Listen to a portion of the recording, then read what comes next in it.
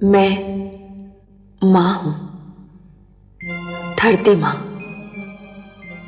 ध्रुव मेरे श्रेष्ठ और प्रिय पुत्रों में से एक है, जिसने मानव समाज को यह संदेश दिया है कि भक्ति के बिना कर्म अधूरा है और कर्म के बिना भक्ति अधूरी है। कर्म में भक्ति का समावेश हो जाए तो भगवान विष्णु को अपने कृपा द्वार खोलते देर नहीं लगती। अटल विश्वास, दृढ़ संकल्प, अटूट निश्चय क्या नहीं कर सकता। ध्रुव के रूप में मुझे मानव शक्ति की पहली झलक देखने को मिली। कितना आश्चर्यजनक है यह सत्य कि एक छोटे से बालक ने भगवान विष्णु को धरती पर आने पर विवश कर दिया। मुझे अनुमान हुआ कि मानव चाहे तो क्या नहीं कर सकता, परंतु क्या भगवान का धरती पर आ जाना ही पर्याप्त है, या उनके धरती पर आने से जो प्रकाश फैलता है उसे अपने मन में समेट लेना भी आवश्यक है। लगता है कि ध्रुव को इतने पर भी संतोष नहीं है। उसे उसका घर, उसका स्थान मिल गया, वो कुछ और भी चाहता है।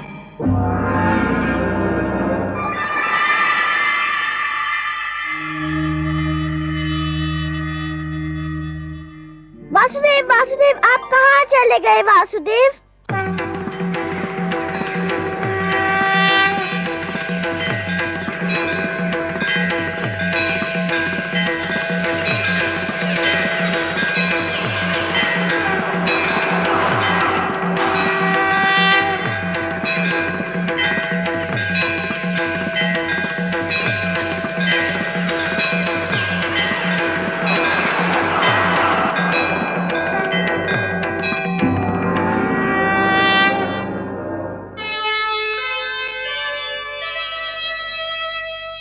नन्हा सा ध्रुव हो गया, ऐसा भक्त महान, शक्ति दिखाई भक्ति ने, प्रगट हुए भगवान।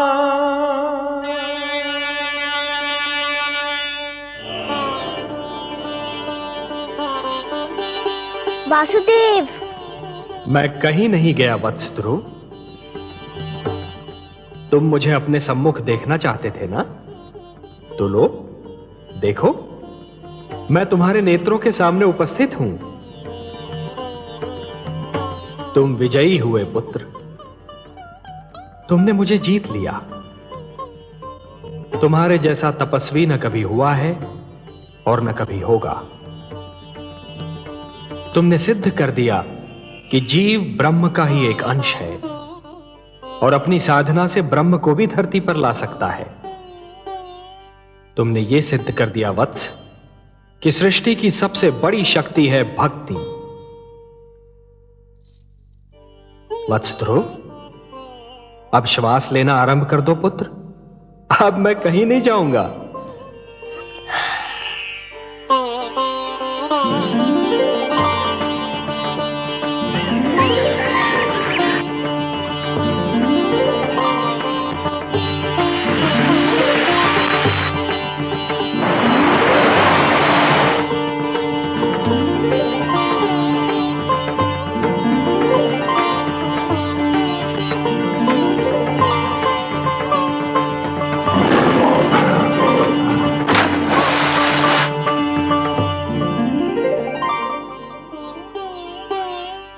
तुम मुझसे मिलना चाहते थे, मैंने तुम्हारी इच्छा पूर्ण कर दी। अब अपने माता पिता के पास लौट जाओ। नहीं भगवान, नहीं, अभी मैं नहीं जाऊंगा। क्यों वत्स? भी तो मुझे आपसे बहुत सी बातें करनी है, बहुत से प्रश्न पूछने हैं। प्रश्न? मुझसे? भला ऐसे कौन से प्रश्न हैं तुम्हारे मन में? मुझे बताइए प्रभु कि मेरी छोटी माता मुझे अपना पुत्र क्यों नहीं मानती? उन्होंने मेरी माताश्री को दासी क्यों कहा? उन्होंने मुझे मेरे पिताश्री की गोद से क्यों उतारा? मेरे पिताश्री ने छोटी माता को रोका क्यों नहीं? बताइए भगवान। अरे अरे अरे अरे अरे, इतने सारे प्रश्न। एक साथ? अच्छा ये बताओ कि सबसे पहले तुम किस प्रश्न का उत्तर चाहते हो? मुझे मेरे पिताश्री के गोद से क्यों उतारा गया? अच्छा, तो इस प्रश्न ने तुम्हें सबसे अधिक व्याकुल किया है? हाँ भगवान। मेरे निकट आओ।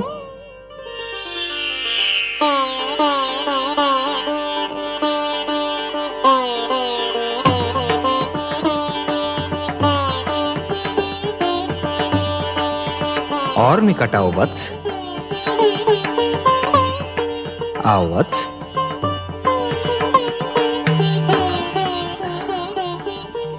मेरी गोद में बैठ जाओ।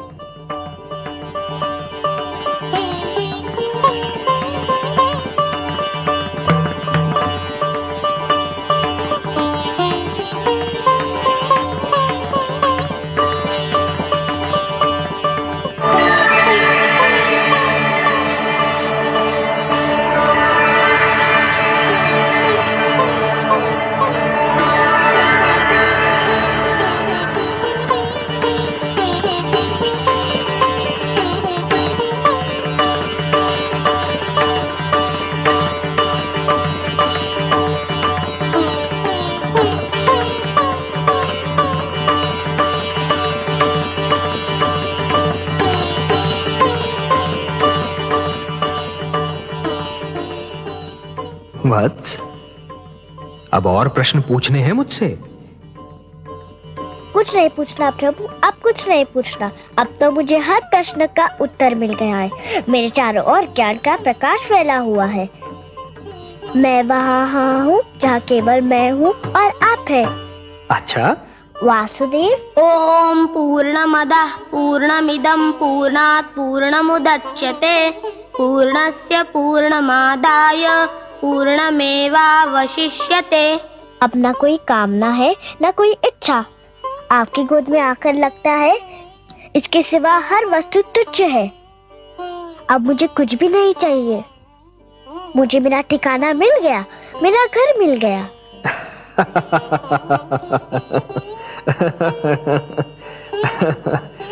नहीं वत्स, मेरी गोद तुम्हारा ठिकाना नहीं, तुम्हारा घर नहीं।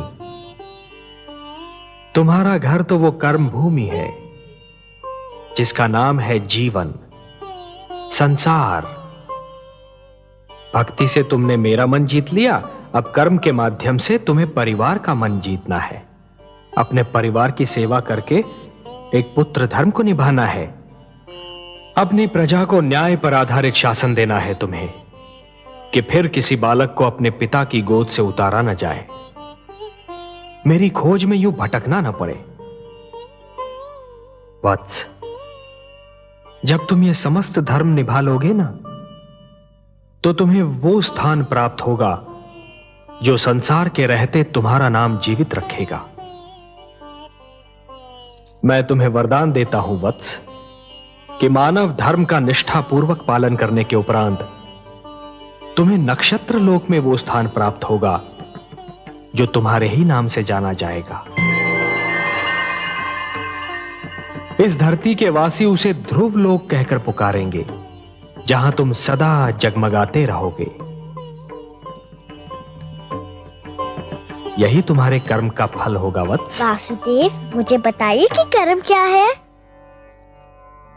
कर्म पूजा है वत्स, कर्म यज्ञ है, कर्म जीवन है, जीवन का आदर्श है। और जीवन क्या है देव?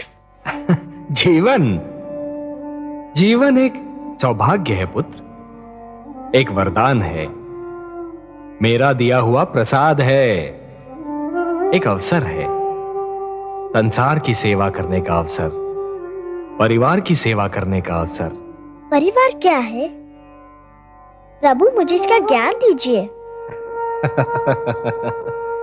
परिवार वो है वत्स जो जीने का उद्देश्य देता है, मानव को यह बताता है कि संसार में क्यों जिया जाए, किसके लिए जिया जाए। और संसार क्या है भगवान?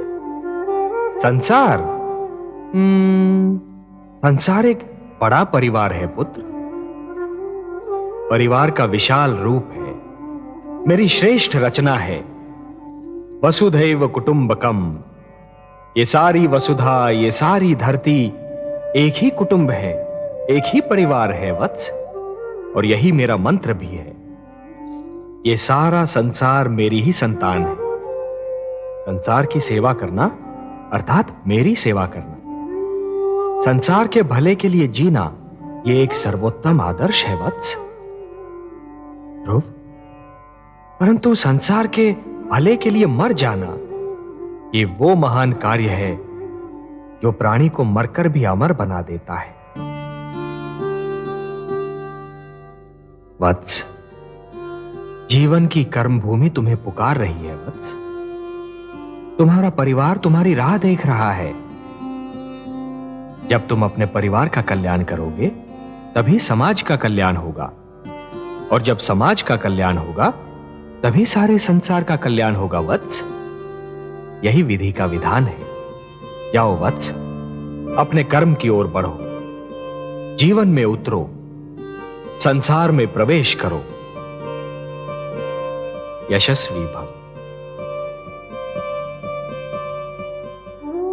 यशस्वी भव। प्रणाम वासुदेव, आपने मुझे धर्म, कर्म, जीवन, मृत्यु सबके अर्थ बता दिए। आपको कोटि कोटि प्रणाम। आयुष्मान भव पुत्र, आयुष्मान भव।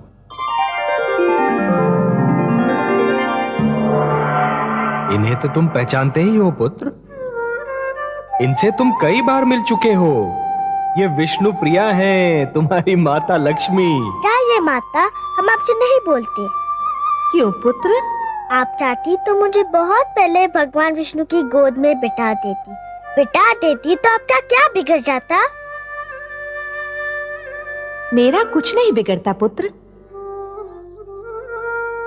पर मैं माता हूं और तुम मेरे पुत्र। हर माता यही चाहती है कि उसका पुत्र महान बने। यदि मैं तुम्हें भगवान विष्णु की गोद में बिठा देती तो तुम वो ना बन पाते जो आज हो। अब तुम एक महान भक्त बन चुके हो। मैं तुम्हारी सहायता करती तो मैं महान कहलाती, तुम्हारी महानता छिपकर रह जाती। मेरे स्वामी का तो यही संकल्प है कि हर मानव का कल्याण हो। मैं भी उन्हीं का संकल्प पूरा कर रही थी। आप महान है माता। मैं समझ गया कि आपने क्या किया और क्यों किया। मैं आपके चरणों में शीश नवाता हूँ। मैं आपका उपकार कभी नहीं भूलूंगा। प्रणाम। नारायण नारायण।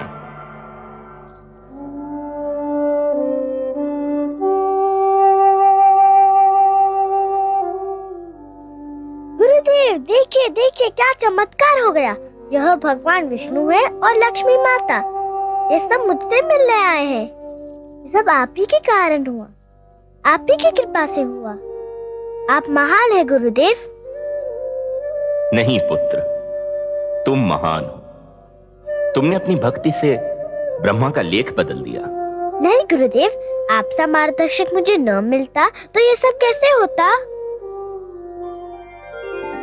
ध्रुव ठीक कह रहा है देवर्षि। गुरु तो भगवान से भी बड़ा होता है।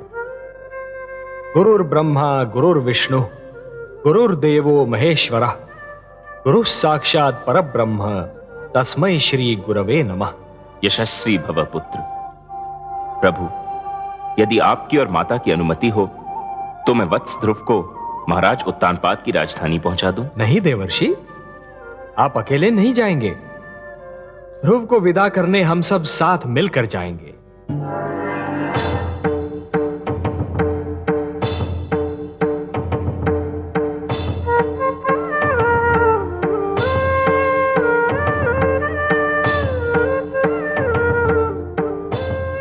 आइए माते।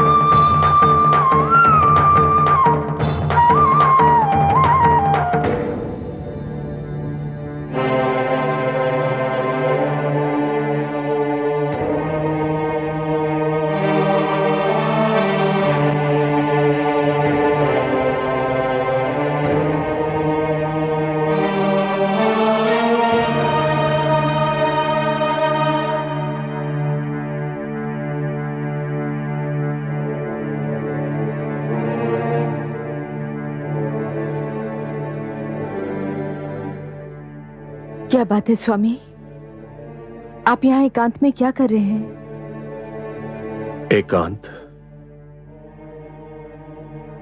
एकांत के सिवा मेरे जीवन में राह क्या है? महारानी सुनीति, लोग तो कहते हैं कि एकांत में मन को शांति मिलती है, पर यह एकांत बड़ा निष्ठुर है। मेरा एकांत अपने साथ पुत्र ध्रुव की मधुर स्मृतियों की भीड़ लाता है। इस एकांत का मौन बड़ा ही निर्दयी है। ये चिल्ला चिल्ला कर मुझसे प्रश्न पूछता है जिनके उत्तर मेरे पास नहीं। ये पूछता है कि पुत्र ध्रुव क्यों चला गया, कहां चला गया।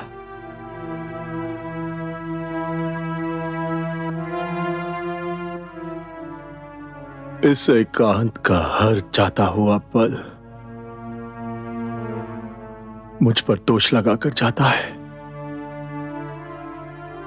कि मैंने अपने ही हाथों से अपने संसार में आग लगाई थी, और हर आता हुआ पल यह संदेश लेकर आता है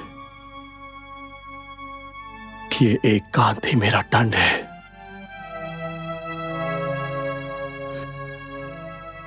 पुत्र ध्रुव के बिना मेरा जीवन अभिशाप बन गया है, और यह अभिशाप मुझे जीवन भर भोगना है, जीवन भर भोगना है।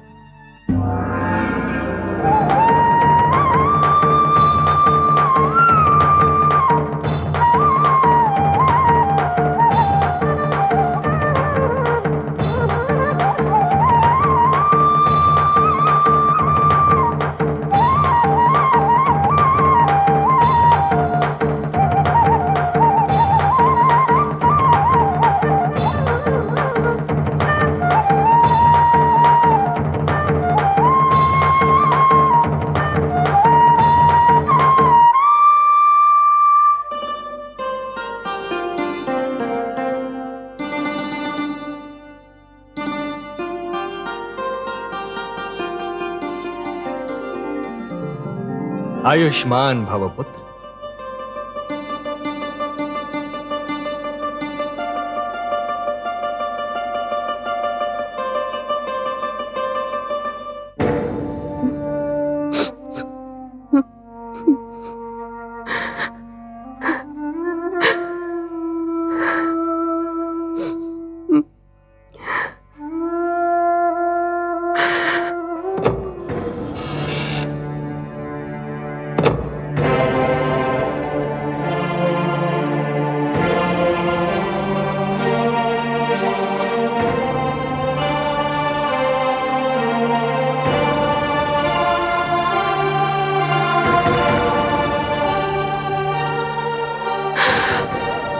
प्रणाम माते।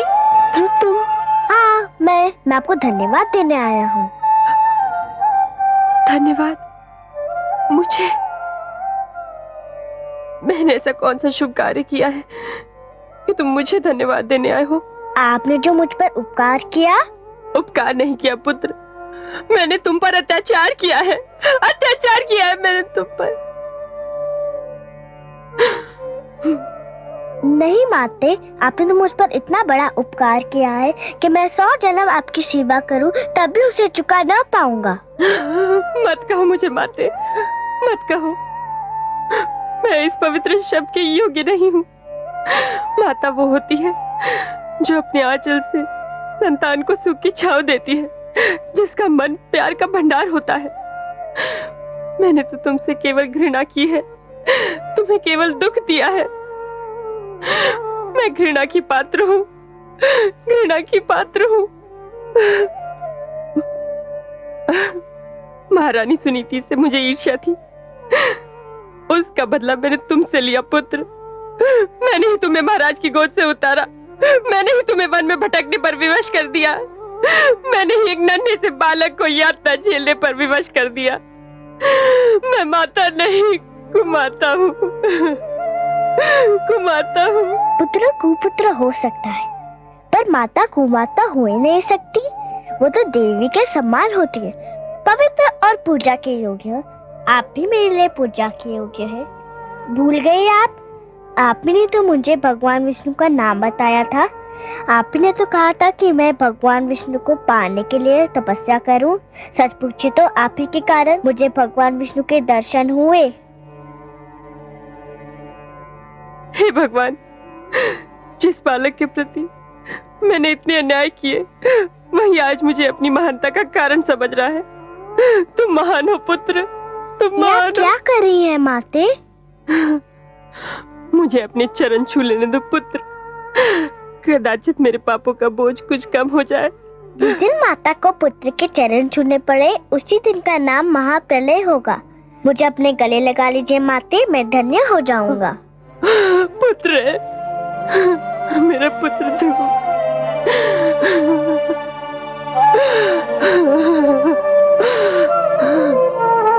मेरा पुत्र ध्रुव।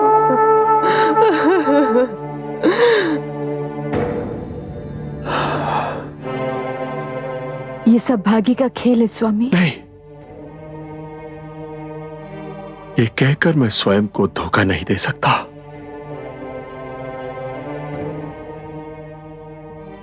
इन तर्कों से मेरे मन को शांति नहीं मिलती।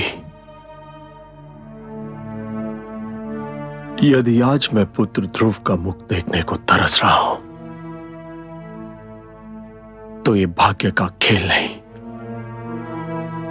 मेरे कर्मों का दुष्परिणाम है। जो कुछ भी हुआ मेरे ही तो कारण हुआ।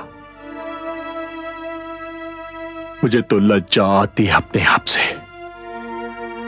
अपने इस जीवन से।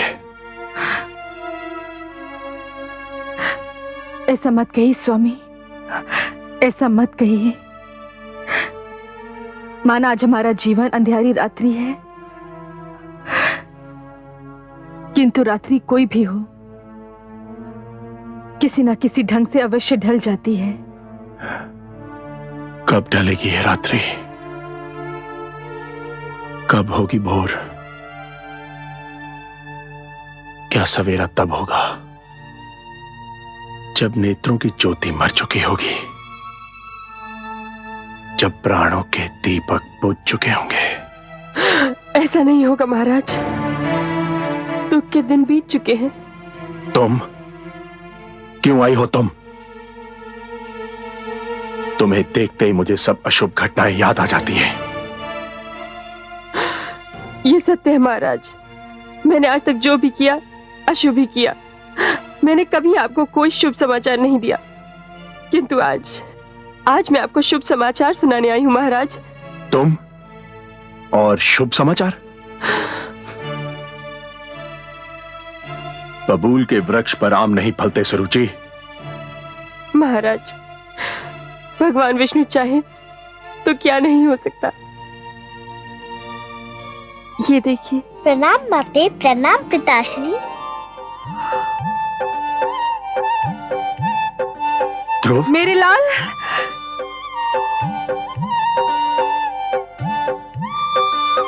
ध्रुव,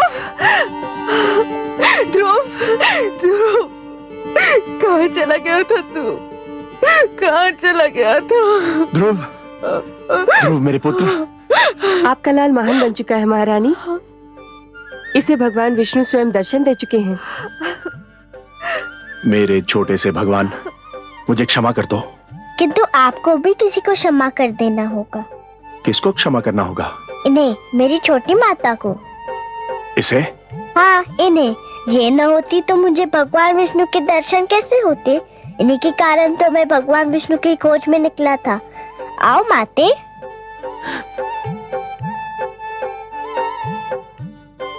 मुझे क्षमा कर दीजिए महाराज।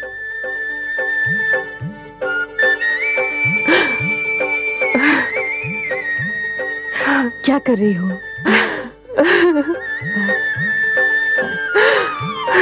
ध्रुव भैया, ध्रुव भैया। त्याग तपस्या भक्ति से जीत लिया भगवान।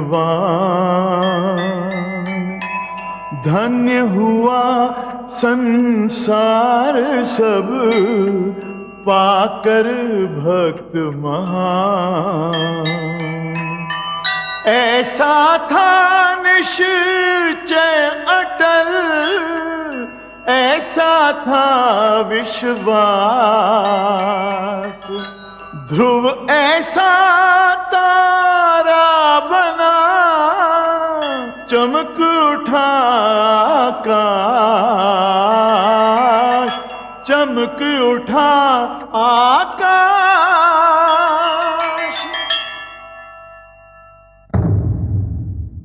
मैं मां हूं, धरती मां। तुमने देखा कि भक्ति में कितनी शक्ति है। तुमने देखा कि अपनी तपस्या और दृढ़ निश्चय के बल पर भक्त भगवान को भी जीत सकता है, भगवान को धरती पर आने को बाध्य कर सकता है। यह भक्त और भगवान के रिश्ते की कथा थी। विष्णु पुराण की कथा भगवान के अवतार की कथा है। भक्त को जैसे भगवान का ध्यान रहता है, वैसे ही भगवान को भी भक्त की चिंता रहती है। भगवान विष्णु ने माता लक्ष्मी से कहा था, परित्राणाय साधूनाम विनाशाय च दुष्कृताम धर्म संस्थापनार्थाय संभवामि युगे युगे। और अपने इस वचन को उन्होंने एक बार नहीं, बार बार निभाया। भगवान विष्णु ने आप्त वचन के रूप में मानव को जीवन के नियम प्रदान किए हैं। इन नियमों को जब भी तोड़ा गया, मानव पर, जीवन पर संकट की जब भी कोई घड़ी आई, श्री विष्णु भगवान धरती पर अवतरित हुए और पाप तथा पापी का नाश किया, क्योंकि वही तो धरती के पालनहार हैं। नियम भी तो उन्होंने ही बनाए हैं, फिर वे कैसे सहन कर सकते हैं कि उनके नियमों को तोड़ा जाए।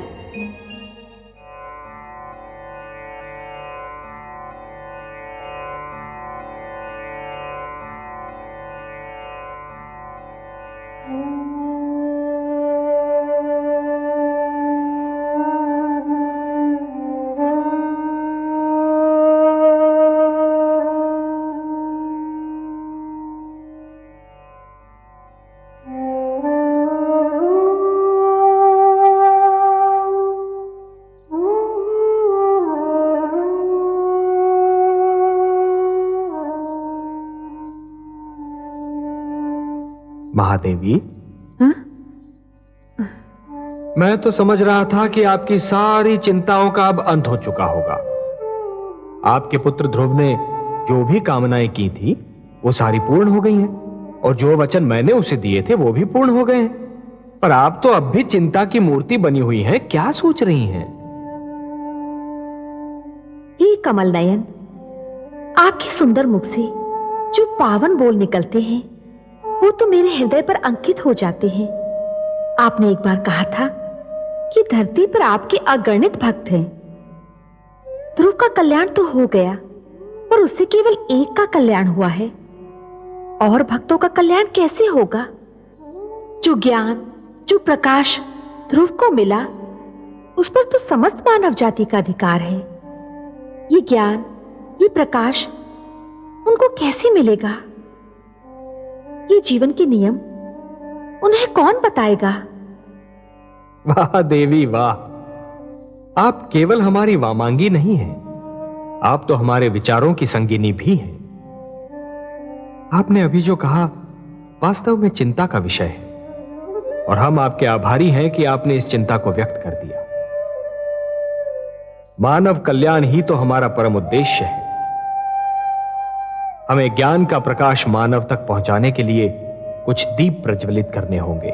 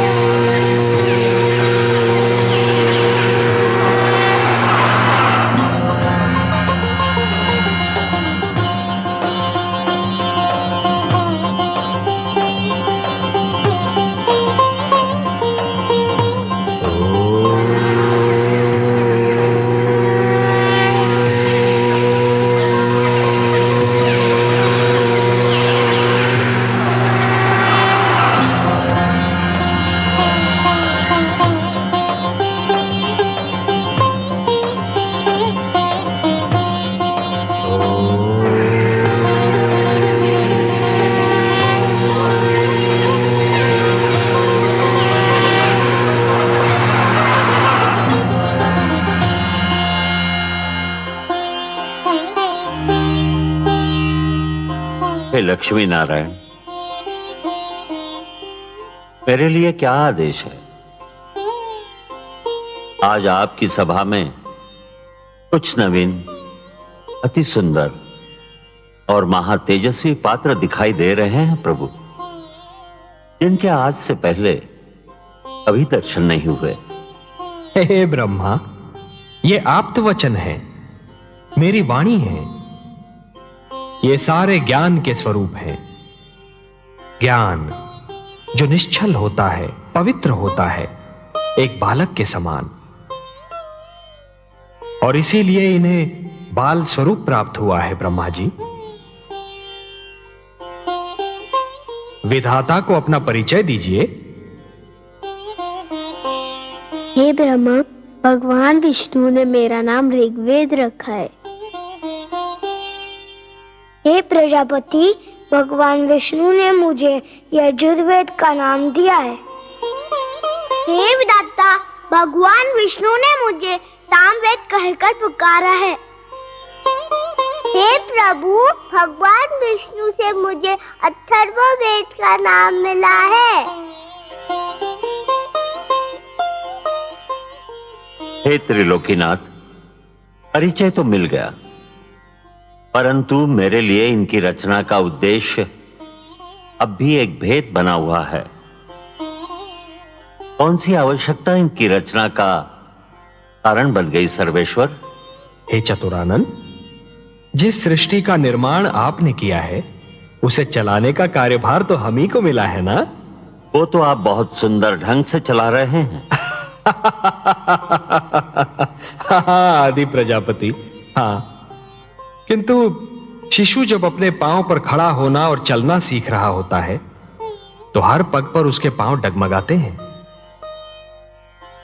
उसे गिरने का भय होता है, तब उसे किसी उंगली या हाथ के संबल की आवश्यकता होती है।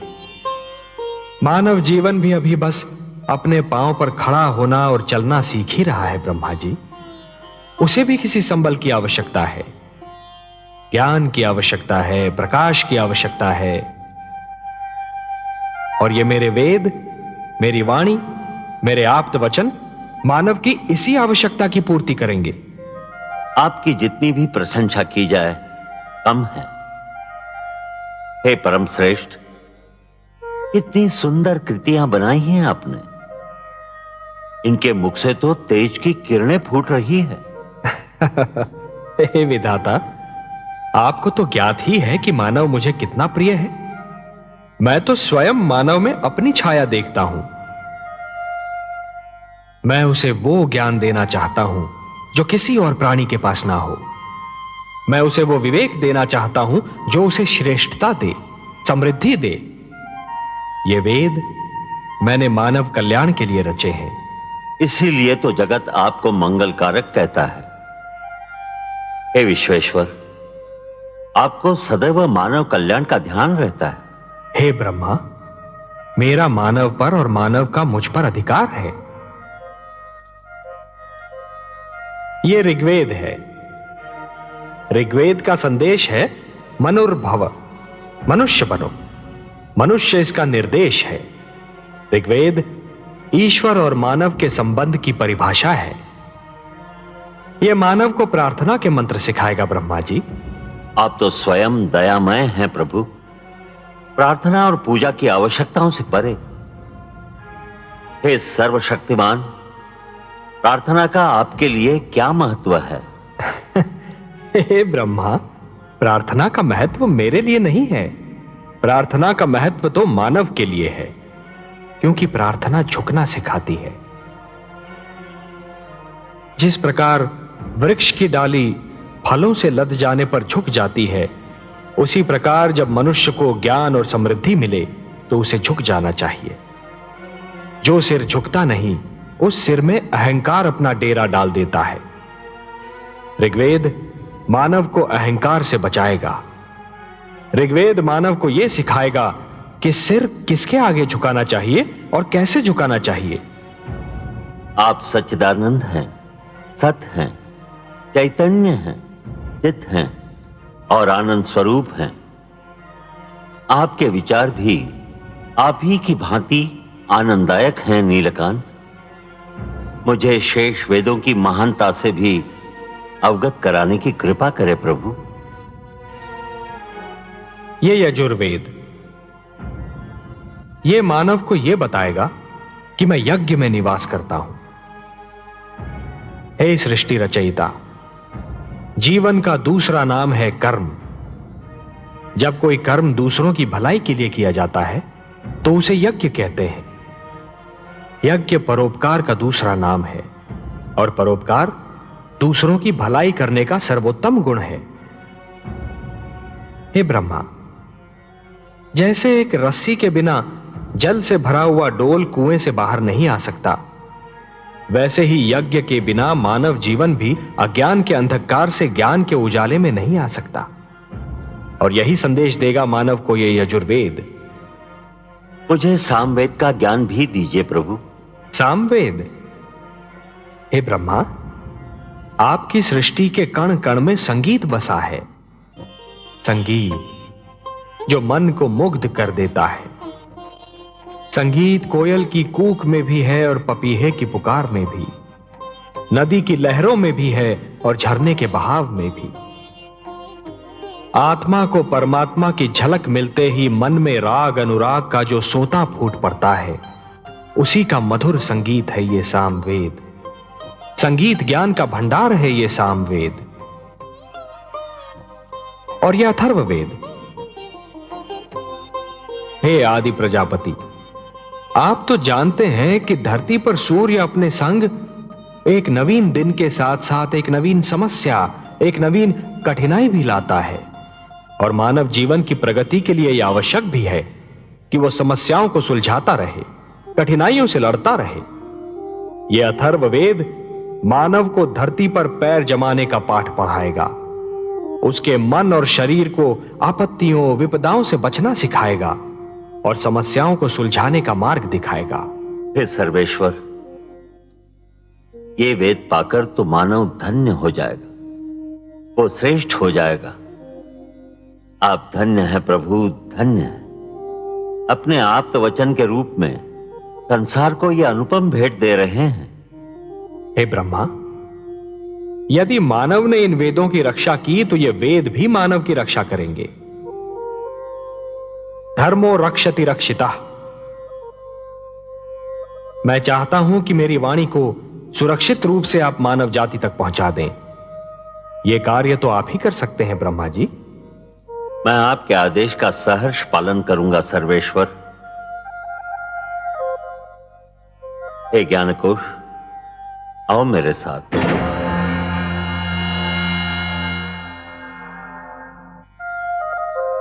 हे कमल नयन, अपनी वाणी को मानव तक पहुंचाने का कार्य तो स्वयं आप भी कर सकते थे, फिर ये कार्य ब्रह्मा को क्यों सौंपा? महादेवी, मेरी वाणी में तो जीवन का वरदान है, मानव संस्कारों का समावेश है। परंतु सृष्टि के निर्माता तो ब्रह्मा ही है ना। मानव को जन्म उन्होंने ही दिया है। इसीलिए मेरी वाणी के वरदान और संस्कार मानव जाति तक केवल ब्रह्मा ही पहुंचा सकते हैं। आप जो भी करते हैं मानव कल्याण के लिए ही करते हैं।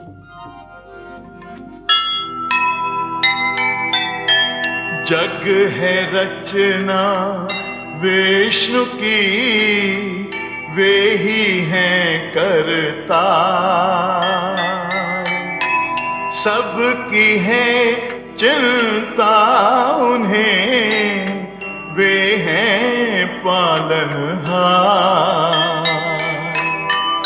मानवता का हो भला, सबका हो कल्याण। इसीलिए संसार को दिया वेद का ज्ञान, दिया वेद का